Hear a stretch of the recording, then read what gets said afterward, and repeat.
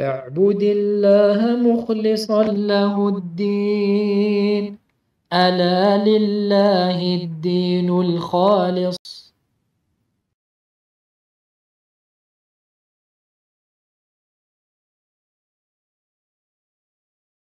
إن الحمد لله نحمده ونستعينه ونستغفره ونعوذ بالله من شرور أنفسنا ومن سيئات أعمالنا، من يهده الله فلا مضل له ومن يضلل فلا هادي له، وأشهد أن لا إله إلا الله وحده لا شريك له، وأشهد أن محمدا عبده ورسوله صلى الله عليه وعلى آله وصحبه وسلم. يا أيها الذين آمنوا اتقوا الله حق تقاته ولا تموتن إلا وأنتم مسلمون. يا أيها الناس اتقوا ربكم الذي خلقكم من نفس واحدة وخلق منها زوجها وبث منهما رجالا كثيرا ونساء، واتقوا الله الذي تساءلون به والأرحام إن الله كان عليكم رقيبا. يا أيها الذين آمنوا اتقوا الله وقولوا قولا سديدا يصلح لكم أعمالكم ويغفر لكم ذنوبكم، ومن يطع الله ورسوله فقد فاز فوزا عظيما.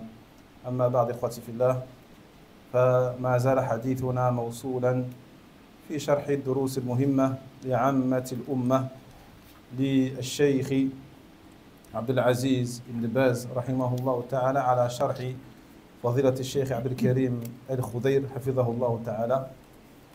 وقد شرعنا في شرح الشرك الخفي. أقرأ بالحق. أما النوع الثالث،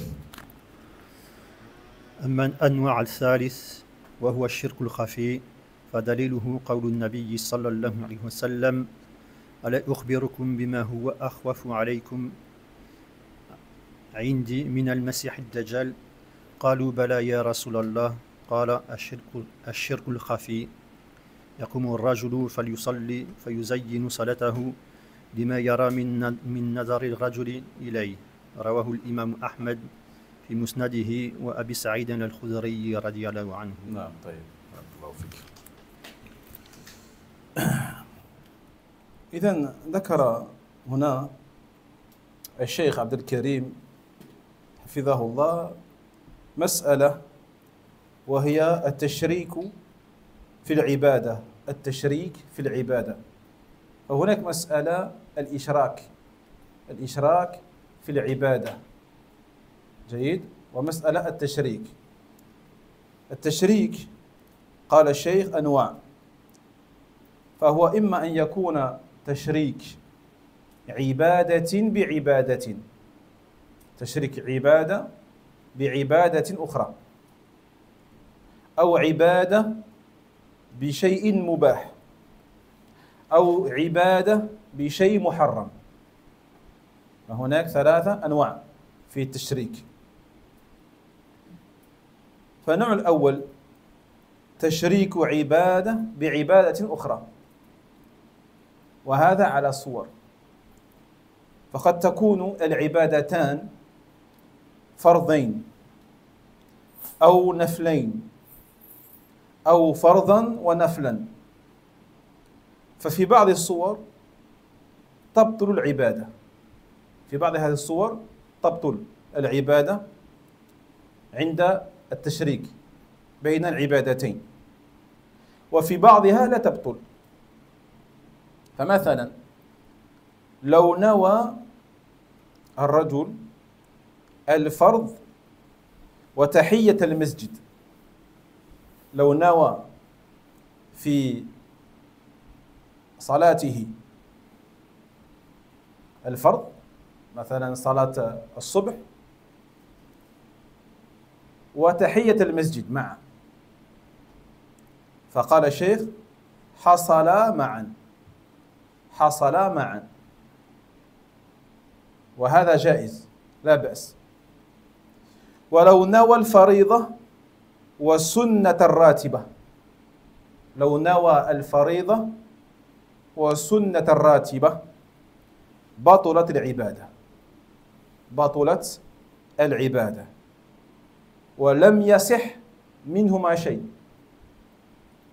لم يصح صلاة الفريضة، ولم يصح صلاة النافلة أو الراتبة، جيد. Donc, on va parler de ce qu'on appelle de la question du tashrik. La question du tashrik, qui est différente de la question de ishrak. Ce sont deux termes utilisés par les savants pour désigner deux choses différentes. El-ishraku va désigner l'ostentation. El-shirk al-asghar, fil ibada, dans l'adoration. Celui qui va faire une adoration pour que les gens l'écoutent, l'entendent et le complimentent. Ça, c'est une forme de ishrak. Wa huwa shirk al-asghar. C'est de l'association mineure, qui est l'ostentation. Quant à l'expression ou le terme tashrik, il fera allusion à autre chose.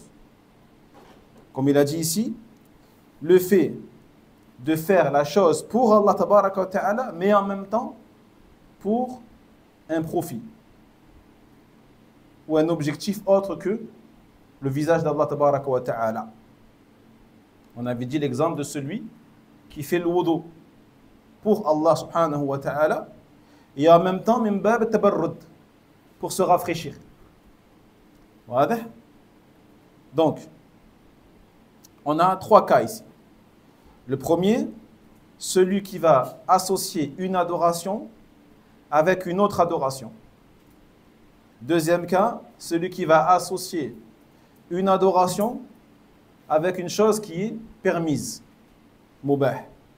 Et troisième cas, celui qui va associer une adoration avec une chose qui est muharram, interdite. Donc le premier cas, associer une adoration avec une autre adoration. Cela peut se présenter sous différentes formes. La première, par exemple, il va associer deux adorations obligatoires en même temps. Dans la même adoration, il va mettre deux intentions, il va associer deux intentions qui sont l'intention de deux adorations qui sont obligatoires. Fardain. Ou celui qui va associer deux adorations non obligatoires. Naflain. Ou celui qui va associer une adoration obligatoire avec une adoration non obligatoire. Dans certains cas, l'adoration sera nulle et invalide. Et dans d'autres cas, elle sera valide. Donc, dans quel cas l'adoration elle est valide? Lorsque la personne, elle va associer, par exemple, une prière obligatoire avec l'intention de tahiyyat al-masjid. Avec niya tahiyyat al-masjid, qui est le fait de prier avant de s'asseoir. Prier avant de s'asseoir. Donc lorsque tu viens et que l'imam est entré en prière, donc tu entres en prière avec l'imam et tu peux mettre les deux intentions. Niyatan. Niyat salat al-subh ma'a l'imam wa niya tahiyyat al-masjid. Et ta prière elle est valide, alhamdoulilah. Et tu n'es pas obligé par la suite de te lever, de faire tahiyyat al-masjid pour t'asseoir, non. Parce que tu as prié, ça y est. Tu as prié. Et je dirais même plus, même si tu ne mets qu'une seule intention, tu mets que l'intention de la prière obligatoire, elle suffit. Elle suffit. Parce que l'objectif de tahiyyat al-masjid, c'est juste de prier, quelle que soit la prière que tu pries. C'est le fait de faire 2 raka'at avant de t'asseoir. Que ce soit salat al-fard, ou salat al-duha, ou salat al-istikhara, ou salat al-istighfar, مثلا, ou al-ratiba. Donc tu rentres dans la mosquée. Et l'imam a fait l'adhan. Tu rentres, tu fais, مثلا, rawatib, salat al-dhuhr. Tu vas faire 2 ou 4 raka'at de rawatib de salat al-dhuhr. Même sans l'intention de tahiyya. هذا يكفي. Après tu restes assis, tu attends que l'imam fasse ou que le mu'adhin fasse l'iqama. Après si tu veux mettre les deux intentions, alhamdoulilah, tu peux également. Tu mets l'intention de salat ratiba ma tahiyya, alhamdoulilah. Jayyid, et la prière elle est valide. En revanche, celui qui met l'intention d'une prière obligatoire et d'une sunna ratiba. Maintenant, il rentre avec l'imam, fait salat al-dhuhr, et il met l'intention de dhuhr, et en même temps, l'intention des 4 raka'at rawatib al-qabliya, avant salat al-dhuhr. Il dit le cheikh, lam yasih hadi wala hadi. Lam tasih hadi wala hadi. Il dit salat al-dhuhr, elle n'est pas valide, et salat al-ratiba, elle n'est pas valide. Subhanallah. Parce que tu ne peux pas mettre ces deux intentions-là en même temps, car ce sont deux adorations indépendantes l'une de l'autre. Indépendantes l'une de l'autre. Tu ne peux pas les associer. هذا التشريك لا يجوز. جيد؟ النوع الثاني تشريك عبادة بمباح. تشريك عبادة بشيء مباح. كأن ينصح الطبيب شخصا أن يخفف وزنه. يخفف وزنه. فرأى أن يطوف حول الكعبة بدلا من المشي في الشوارع والأسواق أو الجري مثلا. وكانت نيته بالطواف طلب الأجر لله تبارك وتعالى، وكذلك نقص الوزن. نقص الوزن. فهذا له أجر إن شاء الله، لأن عدوله من المشي في الطرقات إلى المطاف عدول إلى خير. وكذلك الحال لو أمره الطبيب بحمية غذائية، فقال المريض أصوم بدلا من أن أفطم نفسي بدون أجر، فأصوم فيؤجر إن شاء الله تعالى، لأن عدوله إلى هذه العبادة خير له من الحمية بدون الصيام. جيد؟ وكذلك تطويل الإمام الركوع. تطويل الإمام الركوع من أجل الداخل الذي يدخل متأخرا في المسجد. جيد؟ والناس في الصلاة.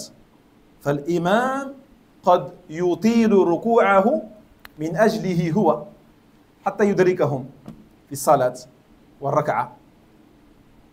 فهذا تشريك في العبادة، تشريك عبادة بشيء مباح، لأنه إنما طول الركوع لمصلحة أخيه المسلم لكي يدرك الركعة، فلا شيء فيه عند أهل العلم ما لم يشق على المصلين، ما لم يشق على الآخرين من المصلين، وإن أنكره القرطبي رحمه الله تعالى. La deuxième forme d'association, celle qui consiste à associer une adoration avec une intention permise, avec une chose ou une intention autorisée. Comme par exemple, celui qui a consulté un médecin qui lui a recommandé de maigrir, de perdre du poids. Donc le médecin lui dit, vous êtes en surpoids, il faut que vous perdiez du poids. Jaïd. Donc qu'est-ce qu'il fait? Au lieu d'aller marcher ou d'aller courir dans la rue ou d'aller à la salle pour courir sur le tapis, il va dire, je vais faire le tawaf. Je vais aller et je vais faire tawaf autour de la Kaaba. Et c'est quelque chose quand même, c'est physique pour ceux qui l'ont fait, c'est quelque chose de quand même physique. Alhamdulillah. Jaïd. Donc il a associé l'intention de tawaf. Bien sûr, il va faire le tawaf pour Allah, tabarak wa ta'ala, qu'Allah lui récompense par rapport à ce tawaf qu'il va faire. Et en même temps, il a mis l'intention de suivre la recommandation de son médecin, qui est le fait de faire une activité physique pour perdre du poids. Jaïd. Donc lui, est-ce qu'il est récompensé ou pas pour le tawaf? Allahu a'lam.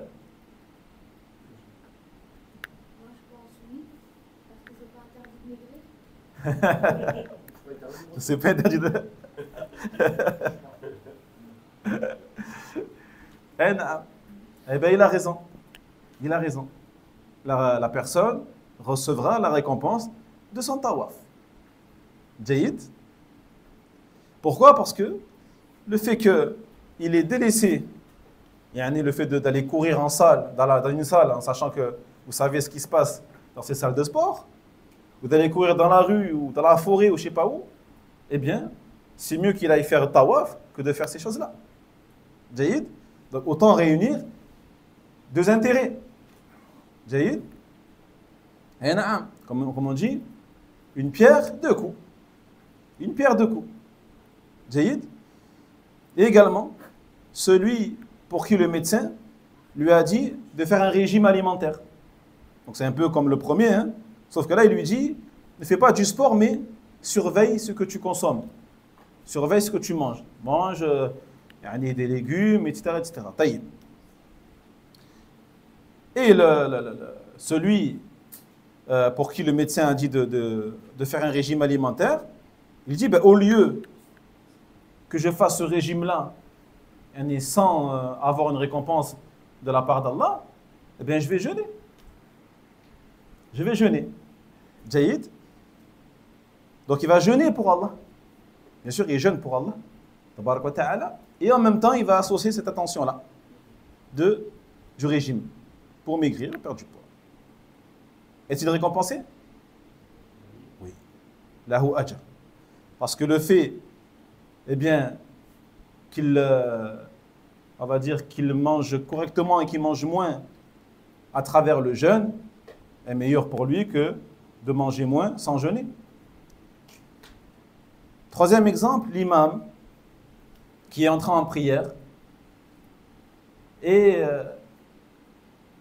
raka', donc il s'incline et durant l'inclinaison, il entend quelqu'un entrer dans la mosquée. Il entend quelqu'un entrer dans la mosquée. Et qu'est-ce qu'il va faire? Il va prolonger son inclinaison pour laisser le temps à la personne qui est entrée d'entrer avec eux en prière afin qu'il arrive à atteindre avec eux la raka'a, l'unité. D'accord? Donc il aura associé l'intention de ruku' plus l'intention de faciliter à un frère qui est rentré dans la mosquée. Il n'y a aucun problème. Ça, c'est une forme de tashrik également, pour laquelle il n'y a aucun problème, à condition que cela ne gêne pas les autres prières. Imaginons que si la mosquée, comme au bled, elle est grande, que le temps qu'il arrive au saf, il met peut-être 2-3 minutes. Là, non. D'accord? Mais si c'est une mosquée comme ici, là, il n'y a aucun problème. Il n'y a aucun problème. D'accord? Et il en sera récompensé, bi'idhnillah azza wa jalla. Walhamdulillah. Même si l'imam al-Qurtubi a désapprouvé cette façon de faire. Mais bon, il faut savoir quand même que cette mas'ala de tashrik, d'associer une chose avec une chose qui est autorisée, elle a besoin quand même de détails. Parce que celui qui va faire une adoration que pour un intérêt de la dunya, et sa seule motivation, c'est un profit de ce bas monde. Comme on a dit, perdre du poids, un régime, de l'argent, un poste, etc. etc. D'accord? Sa seule motivation. Là, il n'y a aucun doute, il n'y a même pas de tashrik. Parce qu'il n'a qu'une seule intention. Lui, est-ce que son acte est accepté par Allah? Elle n'est pas acceptée. Et c'est même un péché. C'est même du shirk en vérité. C'est du shirk parce qu'il s'est servi d'une adoration pour un profit terrestre. C'est un shirk billah. Taïb. Soit du shirk asghar, soit du shirk akbar. Selon son intention. Maintenant, on parle de tashrik. Le cheikh, il a dit, donc c'est permis, le fait d'associer une adoration avec une intention autorisée. Taïb. Mais ça concerne seulement celui dont la motivation la plus forte est le visage d'Allah, tabarak wa ta'ala. Sa motivation la plus forte, c'est wajhullah. Par contre, celui dont la motivation la plus forte est de perdre du poids. Par exemple, les jeunes, et sa motivation première, en vrai, c'est perdre du poids. Et après, il y a un peu pour Allah, tabarak wa ta'ala. A'udhu billah. Hada laysa lahu ajr. Lui, il n'a aucune récompense. Il n'a aucune récompense. Hada tashrik, la yajuz, muharram. Muharram. Wa yukhsha alayhi al-ithm. Il dit, Cheikh Al-Uthaymin, rahimahullah ta'ala, on craint même pour lui, eh bien, qu'il ait commis un péché. Comment tu jeûnes et ta motivation la plus forte, c'est juste de maigrir ou de perdre du poids, on va dire les 80%. Ton intention, c'est de perdre du poids et tu as 20% pour Allah tabarak wa ta'ala. Hada ya'si. Lui, il aura commis un péché. Il aura commis un péché et c'est un tashrik, une association qui est pas permise. Qui est pas permise. D'accord? Par contre, celui dont la motivation première est Allah tabarak wa ta'ala, alhamdulillah, il est récompensé bi'idhnillah azza wa jalla. Troisième cas, celui dont l'intention pour Allah tabarak wa ta'ala et l'intention pour une chose de la dunya, maigrir et autres que cela, masha'Allah, masha'Allah, les fatines, sont au même niveau. Sont au même niveau. Est-ce qu'il est récompensé ou pas? Là. Il dit le cheikh, il n'est pas récompensé non plus. Il n'est pas récompensé. Il faut que ta motivation première, la plus forte, c'est Allah ta'ala. Comment peux-tu mettre au même niveau le visage d'Allah subhanahu wa ta'ala et une chose de la dunya, même si elle est permise de base, même si elle est permise de base. Comme le fait de faire le wudu pour te rafraîchir. Si tu fais le wudu et que ta motivation la plus forte est de te rafraîchir, tu n'as pas la récompense de ton wudu. Il faut que ta motivation première, la plus forte, soit de faire une adoration pour Allah subhanahu wa ta'ala. Après, s'il y a derrière tabarrud, c'est en plus, c'est un bonus. Ça, c'est un bonus. Jayyid. Non. Bien sûr, le mieux, c'est quoi le mieux? C'est d'avoir qu'une seule intention. أن تعبد الله تبارك وتعالى بإخلاص تام كامل بنية واحدة وهي رضا الله وجه الله تبارك وتعالى.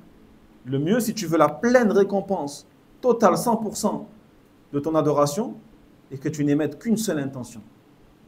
Même si tu sais que derrière, il y a des intérêts de la dunya, se rafraîchir, maigrir, perdre du poids ou autre. Bien sûr, il y a des choses qu'Allah tabaraka wa ta'ala, il a mis en place, des conséquences positives pour toi en place, alhamdulillah. Mais lorsque tu fais ton acte d'adoration, remplis ton cœur que d'une seule chose. Allah tabaraka wa ta'ala. Tu n'as pas besoin de mettre l'intention d'avoir autre chose de la dunya. Pourquoi faire? Parce que tu sais que ces choses-là, elles vont suivre derrière, dans tous les cas, elles vont suivre. Pourquoi on dit ça? Attends. Parce que celui qui émet une double intention, même si la motivation la plus forte est de plaire à Allah tabarak wa ta'ala, eh bien la récompense qu'il aura ne sera pas complète. Ne sera pas complète. Elle va au contraire être diminuée. Celui qui va, donc, comme il a dit le cheikh, faire un tawaf, et il le fait pour Allah tabarak wa ta'ala, mais il a 10% pour maigrir. 10% pour maigrir. Eh bien, il perdra une récompense conformément à sa double intention. Alors qu'il aurait pu avoir la récompense totale en n'ayant qu'une seule intention qui est de plaire à Allah subhanahu wa ta'ala.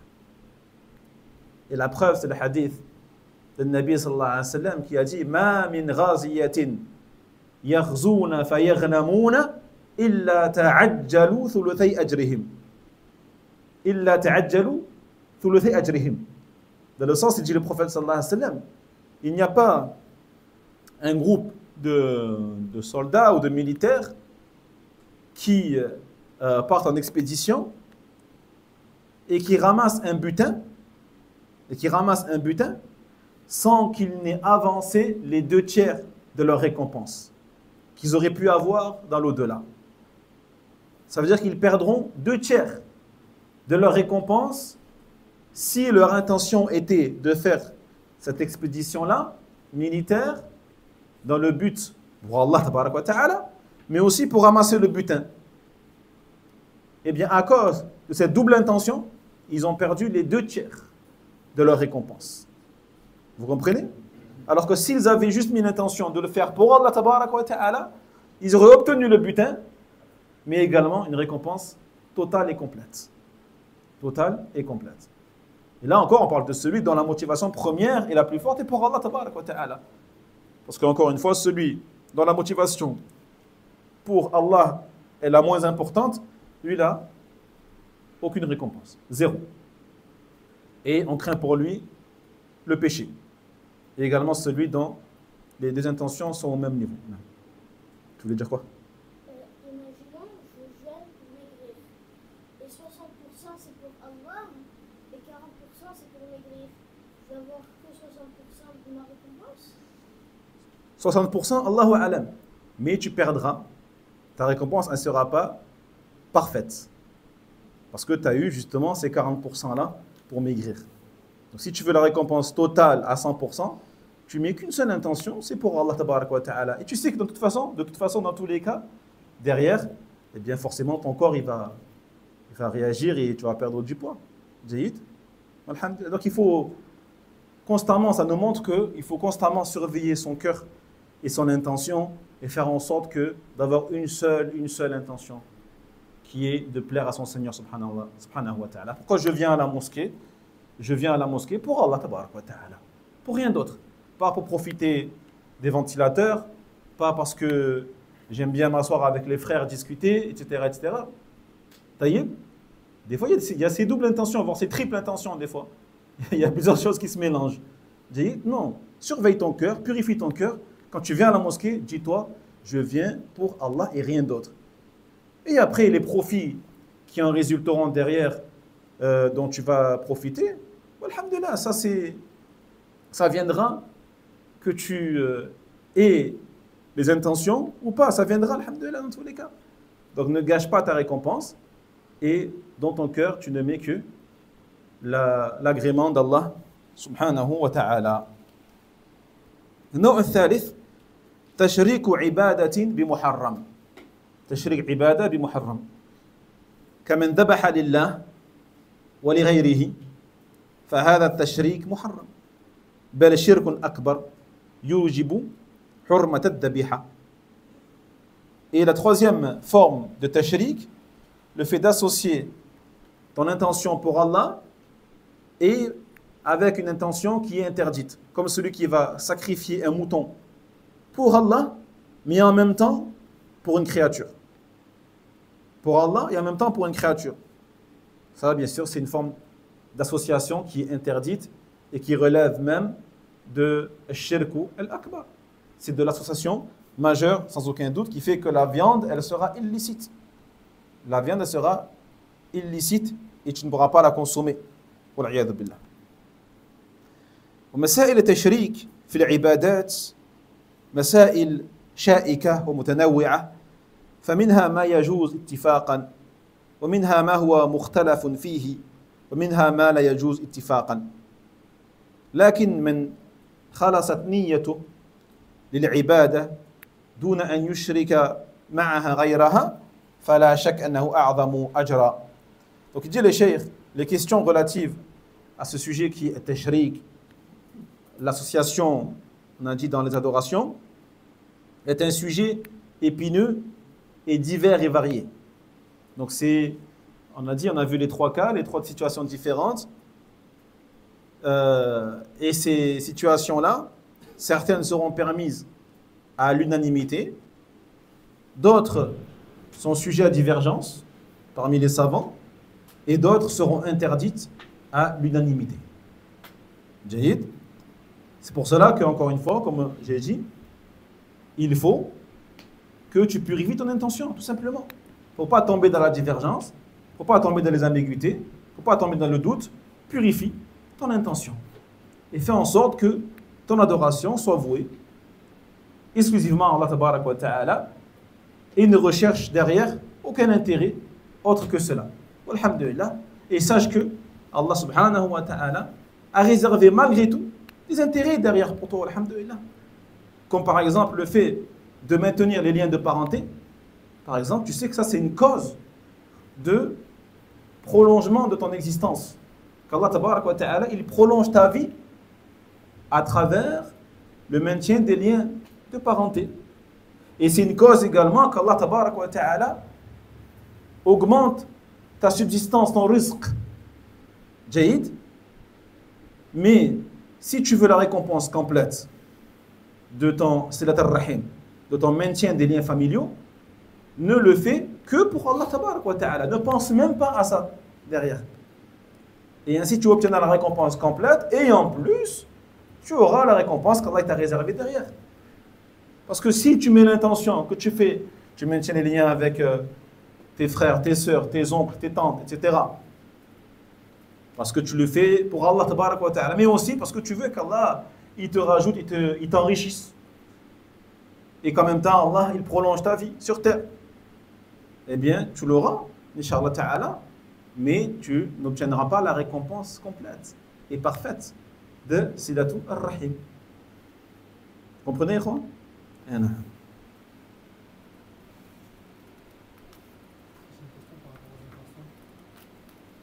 fois, je peux faire quelque chose, j'ai une intention, et je veux la changer, mais je me dis, je sais pas comment expliquer. C'est vraiment un travail difficile à faire des fois, de changer son intention. Je sais tout à l'heure. Ouais? Je sais pas comment expliquer. Moi, je sais pas comment te répondre du coup. Je vais essayer de répondre. Inch'Allah, vas-y. طيب. قرأ بالحق. إن شاء الله. يجوز أن يقسم الشرك إلى نوعين فقط. يجوز أن تقسم الشرك للنوعين فقط، أكبر وأصغر. أما الشرك الخفي فإنه يعمهما فيقع في الأكبر كالشرك المنافقين لأنهم يخفون عقائدهم الباطلة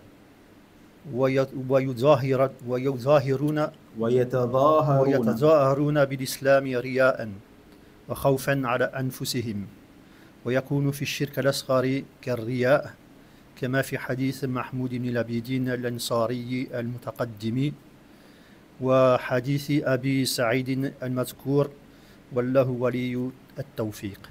بارك الله فيك. Puis il dit ici, il est permis également de subdiviser le shirku, l'association, en deux seulement. Donc tout à l'heure, on avait divisé en trois. On avait dit shirkun akbar, shirkun asghar wa shirkun khafi. Mais tu peux le diviser en deux aussi. En akbar et asghar, c'est tout. Majeur et mineur.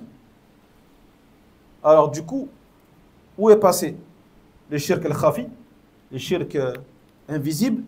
Eh bien, le shirk invisible, du coup, il va se trouver dans les deux catégories qui sont al-akbar ou al-asghar, le majeur et le mineur. Jaïd, ça veut dire quoi? Ça veut dire que en tout, ça fera 4 sous-catégories. 4 sous-catégories. La première, le shirku al-akbar al-khafi. La deuxième, le shirku al-akbar al-zahir, apparent. La troisième, le shirku al-asghar al-khafi. Et la quatrième, le shirku al-asghar al-zahir, apparent. Wadih? Non. C'est pour ça qu'il dit ici, donc le shirk al-khafi peut être en même temps du shirk akbar, du shirk majeur, tel que l'association des hypocrites. Les hypocrites, ceux qui montrent en apparence l'islam et qui cachent en eux le kufr, l'incroyance. Qui cachent en eux l'incroyance. Et ils montrent en apparence l'islam. Donc ça c'est quoi? C'est de l'ostentation.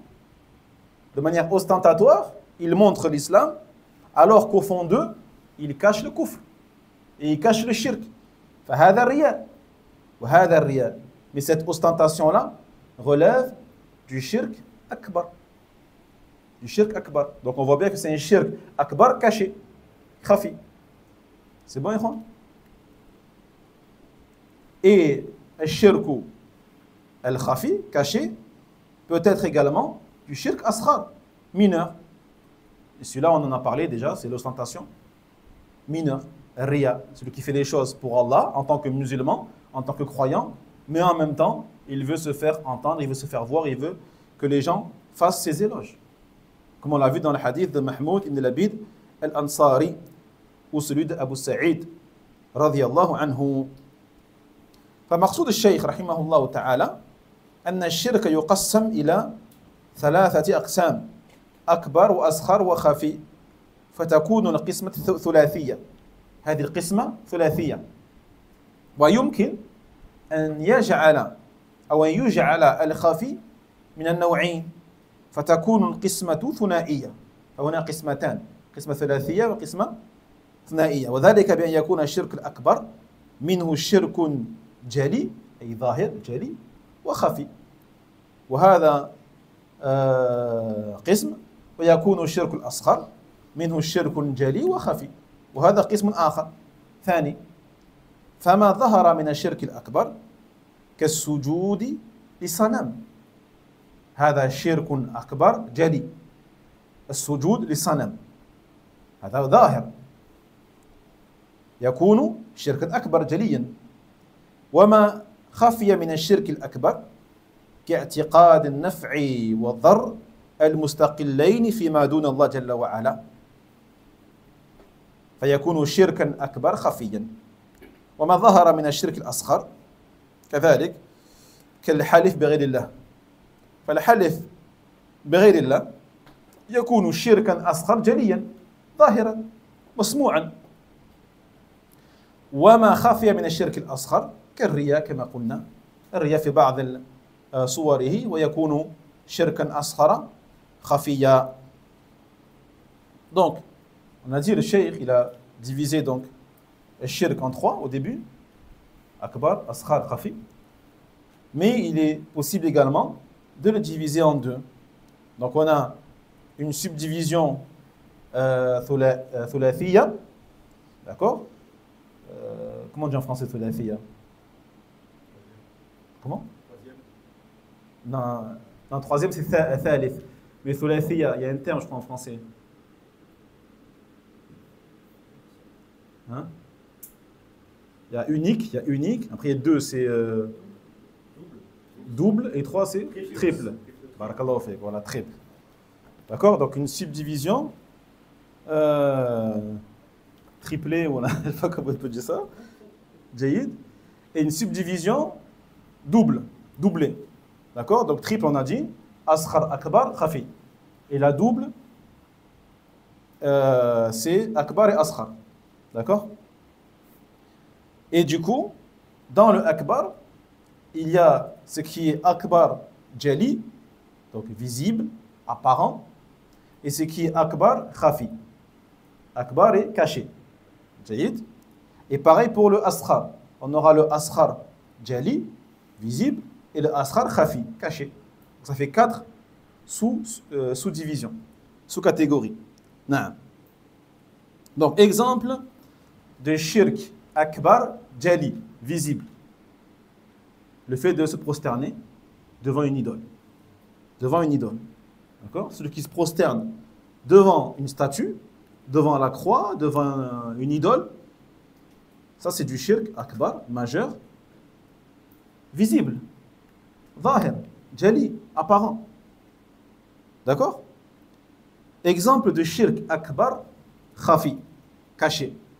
Eh bien, le fait d'avoir une croyance consistant à croire que des créatures peuvent faire du bien ou peuvent faire du mal indépendamment d'Allah tabarak wa ta'ala. C'est pour ça qu'il dit le cheikh كاعتقاد النفع والضر المستقلين فيما دون الله. Avoir la croyance qu'une créature elle fait du bien ou elle fait du mal sans qu'Allah tabarak wa ta'ala n'ait aucun pouvoir sur elle. أعوذ بالله. هذا شرك أكبر لكن خفي. C'est caché, c'est une croyance, c'est caché. D'accord? Non. Et également exemple de shirk asghar, mineur, cette fois jali, visible. Eh bien, le fait de jurer sur autre qu'Allah tabarak wa ta'ala. Quelqu'un qui jure sur autre qu'Allah, eh bien tu l'entends jurer, donc c'est visible, c'est apparent, plutôt. mais c'est du shirk asghar. Exemple de shirk asghar khafi, caché, eh bien on l'a vu plusieurs fois déjà, l'ostentation. Celui qui va prier pour Allah tabaraka wa ta'ala, mais en même temps pour les gens. Ça c'est une forme de shirkun asghar, mais caché. Car c'est une chose qui est dans le cœur de la personne et que seul Allah tabaraka wa ta'ala sait. وقلنا الرياء في بعض صوره الرياء في بعض صوره لماذا قال في بعض صوره؟ لأن من الرياء ما يكون شركا أكبر من الرياء ما يكون شركا أكبر فثم فرق بين من يكون الرياء هو دافعه للعبادة تعوذ بالله من ذلك فرق بين من الرياء يكون دافعه وباعثه الأول للعبادة كمن يصلي لأنه علم أن شخصا ما سيصلي وإلا لم يصلي جيد؟ يعني باعثه الوحيد أو دافعه الوحيد هو الرياء فقط كما هو صانع المنافقين فهذه الصورة من الرياء شرك أكبر شرك أكبر أما من خرج من بيته يريد الصلاة فرأى في المسجد شخصا له عنده منزلة فرأى بصلاته من أولها إلى آخرها فقد بطلت صلاته ووقع في الشرك الأصغر وما ذكره الشيخ من تقسيم ثنائي أو ثلاثي للشرك فمجرد استلاح والحصر في هذا التقسيم مرده الاستقراء. Donc pourquoi il dit ici le cheikh l'ostentation, donc faisant partie de l'association mineure cachée, dans certaines situations, pour nous faire comprendre que dans certains cas, ce ne sera pas du shirk asghar, mais du shirk akbar. Donc l'ostentation peut relever du shirk akbar. Comme on a vu tout à l'heure, l'ostentation des munafiqin, des hypocrites, qui montrent l'islam aux gens et qui cachent le kufr. هذا الرياء شرك أكبر. جيد. Mais dans certains cas également, cela peut exister. Car il y a une différence entre celui dont la seule et unique motivation pour qu'il fasse l'adoration, c'est l'ostentation. C'est sa seule motivation. Comme celui qui sait que dans la mosquée, il y a un tel ou un tel. Un tel ou un tel qui va prier à la mosquée. Donc, pour cette seule raison, la personne, elle va sortir de chez elle et se rendre à la mosquée pour prier. C'est sa seule et unique raison. Et s'il n'y avait pas la personne à la mosquée, elle n'y serait pas allée. Elle n'y serait pas allée. Elle n'aurait pas prié. Elle n'aurait pas prié. Jaïd, comme pourrait le faire un munafiq, un hypocrite qui cache le kufr et qui montre l'islam. Il dit le cheikh, hadi soura, cet exemple-là relève du shirk akbar. Relève du shirk akbar. Car il n'y a rien de sincérité pour Allah tabarak wa ta'ala. Il n'y a même pas 1% pour Allah. C'est 100% pour les gens. 100% pour l'ostentation. هذا شرك أكبر. جيد. Quant à celui qui sort de chez lui et qui veut, il sortir de chez lui, il va à la mosquée pour prier, alhamdoulilah, comme d'habitude, pour aller prier son Seigneur subhanahu wa ta'ala, puis arriver à la mosquée, eh bien, il voit qu'il y a quelqu'un, il se laisse envahir par l'ostentation. Pendant sa prière, il se laisse envahir par l'ostentation. Jaïd. Dans ce cas-là, sa prière, elle est valide, mais elle n'est pas acceptée si jamais il prie avec riya jusqu'à la fin. Il ne repousse pas ce sentiment-là d'ostentation et il prie durant sa prière jusqu'à la fin avec ostentation, sa prière n'est pas acceptée, mais c'est du shirk asghar, mineur, et pas akbar. Parce que lui, il n'est pas sorti pour la personne, il est sorti pour Allah tabarak wa ta'ala. Il est sorti pour Allah, il est parti prier pour Allah tabarak wa ta'ala. Mais, eh bien, pendant la prière, il s'est laissé envahir par l'ostentation pour un tel ou un tel, et il s'est laissé aller jusqu'à la fin de sa prière. Sa prière ne lui procurera aucune récompense. Aucune récompense. Mais est-ce qu'elle est valide? Elle est valide. Elle est valide. Il n'a pas à la rattraper. Il n'a pas à la rattraper. Il n'a pas à dire, vu que j'ai fait preuve d'ostentation, il faut que je rattrape salat al-dhuhr. Non, ça y est, c'est fini. C'est fini. واضح؟ وهذا شرك أصغر. هذا شرك أصغر.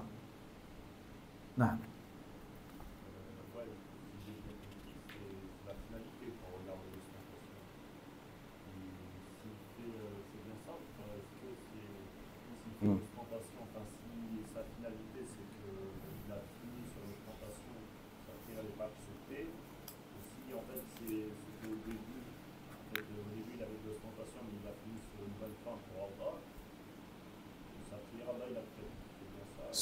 Celui qui est sorti pour Allah tabarak wa ta'ala et celui qui rentre en prière pour Allah subhanahu wa ta'ala et pour qui le shaitan a essayé de lui faire tomber dans l'ostentation mais qui a combattu ça, alhamdulillah, lui, sa prière elle est récompensée, alhamdulillah tabarak wa ta'ala. On parle de celui qui s'est laissé envahir et qui est resté comme ça jusqu'à la fin de sa prière. هذا صلاته باطلة ولا أجر لها. لا أجر لها. Il n'a aucune récompense. جيد. Mais il n'a pas à la rattraper comme on a dit. Il n'a pas à la rattraper. Elle est باطلة au niveau du ajr, mais elle est sahiha au niveau du ada. Au niveau de l'accomplissement, elle est sahiha. Si par exemple tu pries, tu es pas trop concentré et tout, et l'imam il rentre, et tu dis dans ta tête, tu as envie de te concentrer pour le montrer, et tu le fais pendant 10-20 secondes, après tu t'arrêtes, tu dis non, c'est de l'ostentation, ta prière elle est validée ou pas? Oui, Inch'Allah. Comme on a dit, tant que tu combats ce sentiment-là et que tu reviens après à la sincérité pour Allah tabarak wa ta'ala, alhamdulillah, ta prière sera acceptée et tu en seras récompensé. Masha'Allah. Taïb. Naam. Puis il dit ici, donc le fait que les savants, certains ont divisé en deux, d'autres en trois, ce n'est que de l'istilah. D'accord? Ce sont des codes, genre de codes et de langage technique entre eux, mais il n'y a pas de différence en vérité entre les deux types de classification, et cela n'est qu'une forme de istiqra, et de déduction que les savants ils ont émis, alhamdulillah.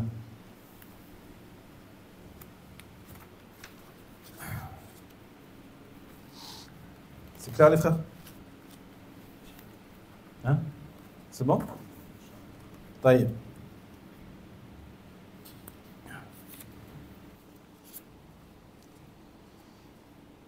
إذن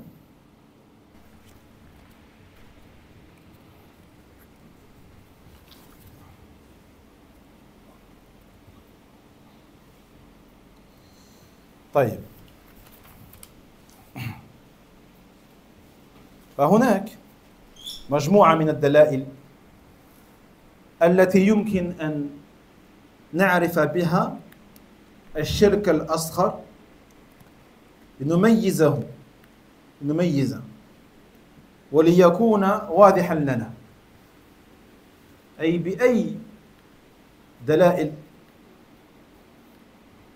نقدر على نميز بين الشرك الأصغر وبين الشرك الأكبر. الأمر الأول التصريح بأن العمل شرك أصغر. التصريح مثلا تصريح النبي صلى الله عليه وسلم عندما قال أخف ما أخاف عليكم الشرك الأصغر، صرح النبي صلى الله عليه وسلم وقال الشرك الأصغر. هذا دليل واضح على أن هذا العمل وهو الرياء شرك أصغر لا أكبر. واضح؟ فهذا تصريح بأنه شرك أصغر. Donc, comme on disait tout à l'heure, maintenant on va énoncer par quel moyen tu vas arriver à distinguer si tel ou tel acte relève de l'association majeure ou au contraire mineure. Comment tu vas faire pour arriver à déduire et à distinguer entre les deux? Il y a plusieurs manières. Premièrement, tout simplement, at-tasrih. Yani, la clarté du texte. La clarté du texte. Le fait que le texte qui t'est parvenu énonce clairement le mot asra. Et il y en a, ça existe, alhamdulillah. Comme le hadith où il a dit le prophète sallallahu alayhi wa sallam, la chose dont j'ai le plus peur pour vous, c'est al-shirkul asra. Donc là, on voit que le terme elle a été utilisé clairement, de manière explicite, verbalement, par le prophète sallallahu alayhi wa sallam. Donc là, tu ne peux pas dire non, mais j'ai un doute. Non, c'est shirk asra. Puis il dit ar-riya, l'ostentation. Donc ar-riya, c'est du shirk asra. Sauf dans certains cas, concernant les munafiqin, مثلا. D'accord? هذا يسمى التصريح. تصريح. الأمر الثاني عدم ترتب حد الردة عليه. عدم ترتب حد الردة على صاحبه. هذا الشرك. فقد كان يحصل الشرك الأصغر في زمن النبي صلى الله عليه وسلم ولا يرتب النبي عليه الصلاة والسلام عليه حد الردة. حد الردة. ويدل لذلك أن النبي عليه الصلاة والسلام قال الرقى والتمائم والتولى شرك. والتمائم سببها يعني قد بعض الصحابة رضي الله عنهم في زمان الرسول صلى الله عليه وسلم كانوا يلبسون التمائم. كانوا يلبسون التمائم ومع ذلك يعني أنكر عليهم النبي صلى الله عليه وسلم وأمر أن تقطع الأوتار التي تعلق في رقاب الإبل مثلا ولكنه لم يرتب أحكام الردة عليهم. لم يرتب أحكام الردة عليهم والكفر المخرج من الملة على أفعال هؤلاء وتصرفاتهم. فهذا يدل على أن هذا الشرك ليس شركا مخرجا من الملة بل هو شرك أصغر. Deuxième indice qui va t'indiquer que l'acte en question ne relève pas de l'association majeure. Eh bien, le fait que, à l'époque du prophète sallallahu alayhi wa sallam, ils n'ont pas appliqué la sentence de l'apostasie sur ceux qui ont fait ces choses-là. Comme ceux qui ont juré sur autre qu'Allah tabarak wa ta'ala. Tu n'as aucun texte t'indiquant que le prophète il a appliqué la sentence de l'apostasie sur celui qui a juré sur autre qu'Allah tabarak wa ta'ala. إذن طيب الله أكبر الله أكبر الله أكبر الله أكبر أشهد أن لا إله إلا الله أشهد أن لا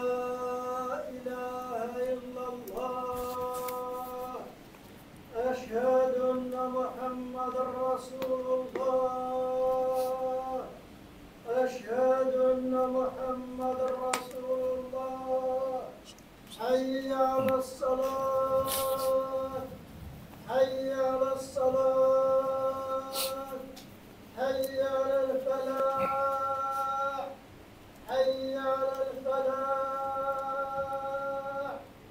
الله أكبر الله أكبر لا إله إلا الله.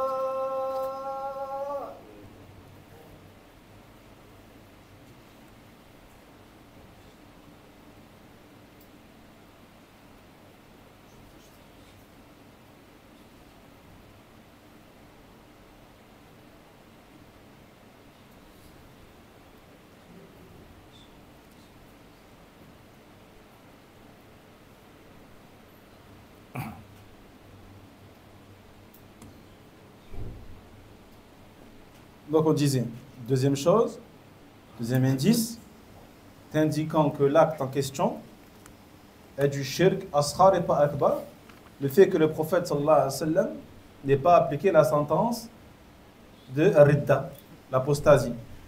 Comme par exemple, il a dit dans un hadith, al-ruqa wa tama'im wa tiwala shirk. Donc al-ruqa, c'est une forme de ruqya, mais interdite. Une forme de ruqya interdite, qui est basée sur des expressions, des formules qui ne sont pas autorisées. Al-tama'im, les amulettes, les objets que l'on accroche sur soi, par exemple des fils ou des bracelets ou des écriteaux, comme certains font encore dans notre époque aujourd'hui avec les mains de Fatma et l'Aïn et autres. هذه تمائم هذه تمائم وهذا شرك أصغر هذا شرك أصغر والتيولا c'est des procédés consistant à faire aimer une femme à quelqu'un.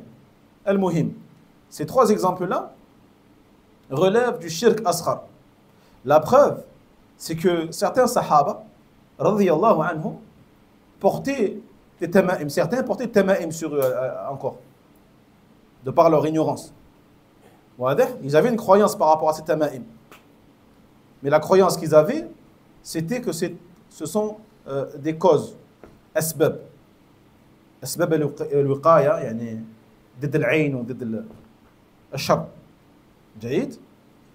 Donc cette croyance-là qui consiste à penser qu'il y a des objets qui te protègent du mauvais œil, par exemple le fait de penser que la main de Fatma elle te protège du mauvais œil, ou de mettre un bracelet ou un fil autour de ton poignet te protège du mauvais œil, ou que le fait de porter une alliance fait que ta femme elle va t'aimer, hein?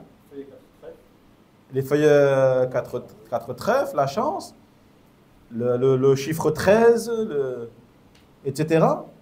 Jaïd. 7 aussi? Ah.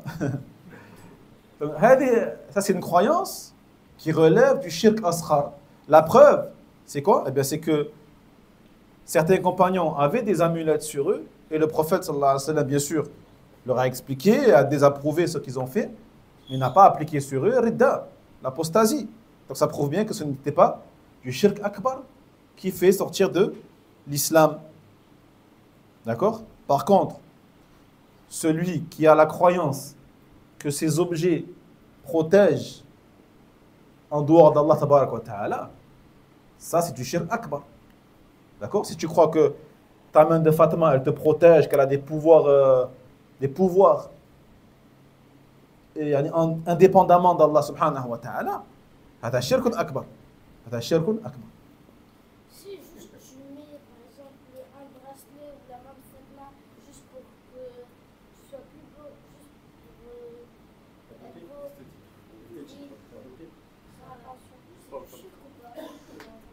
non, c'est pas du shirk. C'est pas du shirk, mais c'est interdit. Parce que c'est interdit de ressembler aux gens qui font du shirk. D'accord? Et en plus, les garçons n'ont pas le droit de porter des bijoux. Ça, c'est exclusif aux filles. Les bracelets, les colliers, les pendentifs. Ça, c'est que pour les filles. Les boucles d'oreilles, etc. D'accord? الأمر الثالث فهم الصحابة رضي الله عنهم للنصوص معتبر. فإذا فهم الصحابة من نص من النصوص الشرك فيه ليس مخرجا من الملة فهذا يدل على أنه شرك أصغر. قال النبي صلى الله عليه وسلم الطيرة شرك. وقال بعض الصحابة وما منا إلا وقع في شيء من ذلك ولكن يغلبه الإنسان بالتوكل على الله تبارك وتعالى. Troisième chose te permettant de distinguer le shirk asghar du akbar, eh bien la compréhension des compagnons. la compréhension des compagnons qui ont considéré cette forme-là des shirk comme étant du shirk asghar et non akbar. Jaïd, comme par exemple la parole du prophète alayhi salam lorsqu'il dit at-tiyara shirk. C'est quoi at-tiyara? At-tiyara, at-tiyara. At-tatayyur. C'est quoi at-tatayyur? At-tayara. Hein? Voilà. Le mauvais augure. On peut dire aussi at-tasha'um.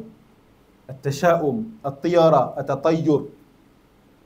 وهي توقع حصول الشر توقع حصول الشر بمسموع أو مرئي أو معلوم. Le fait que la personne elle croit qu'il va lui arriver un malheur parce qu'elle a vu quelque chose qui n'a rien à voir. Hein. Elle a vu مثلا un chat noir, voilà. Le chat noir. هذا تطير طيرة تشاؤم. Elle voit un chat noir, elle dit ça, il va m'arriver quelque chose. Ou elle voit, je sais pas moi, voilà, j'allais dire, passer sous l'échelle. Ou elle voit un hibou, une chouette sur une branche. Hein? C'est ça la tiyara. Le fait de croire qu'il va t'arriver un malheur lorsque tu vois quelque chose ou lorsque tu as entendu quelque chose. Un son, une phrase, un mot, j'arrive à m'arriver quelque chose. Ou quelque chose que tu as su, une information que tu as entendue ou que tu as su, et qui te fait croire qu'il va t'arriver un malheur. Donc ici le prophète sallallahu alayhi wa sallam, at-tiyara shirk. Le fait d'agir comme ça, c'est du shirk. Parce que tu viens de faire une chose qui à la base n'est en aucun cas une cause de malheur, rien à voir avec le malheur, et tu en fais une cause. قد جعلت شيئا سببا لشيء لم يجعله سببا. جيد. هذا شرك. Mais comment on sait que c'est du shirk asghar? Eh bien parce que les sahaba l'ont considéré comme étant du shirk asghar. Et notamment Ibn Mas'ud, il a dit ما منا إلا وقع في شيء من ذلك. Il dit chacun d'entre nous, parmi les sahaba, on avait tous un peu ce réflexe. On peut imaginer que c'était dû à l'époque pré-islamique. D'accord? Ce réflexe-là de voir une chose et de sentir, ah, il va m'arriver quelque chose, ou un malheur, ouais, comme ça. Jaïd. Mais il a dit quoi? Mais à chaque fois, on revenait à quoi? On plaçait notre confiance à Allah subhanahu wa ta'ala, et c'était fini. D'accord? Mais là, on comprend par là que ce n'était pas du shirk akbar.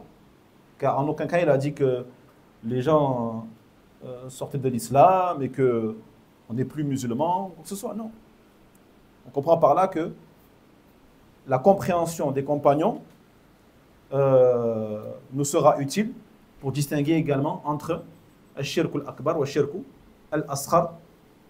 نكتفي بهذا القدر إن شاء الله تعالى والعلم عند الله ونسأل الله سبحانه وتعالى أن يعلمنا ما ينفعنا وينفعنا بما علمنا ويزيدنا علما نافعا وعملا صالحا والله أعلى وأعلم وسبحانك اللهم بحمدك أشهد. وينجي الله الذين اتقوا بمفازتهم لا يمسهم السوء ولا هم يحزنون.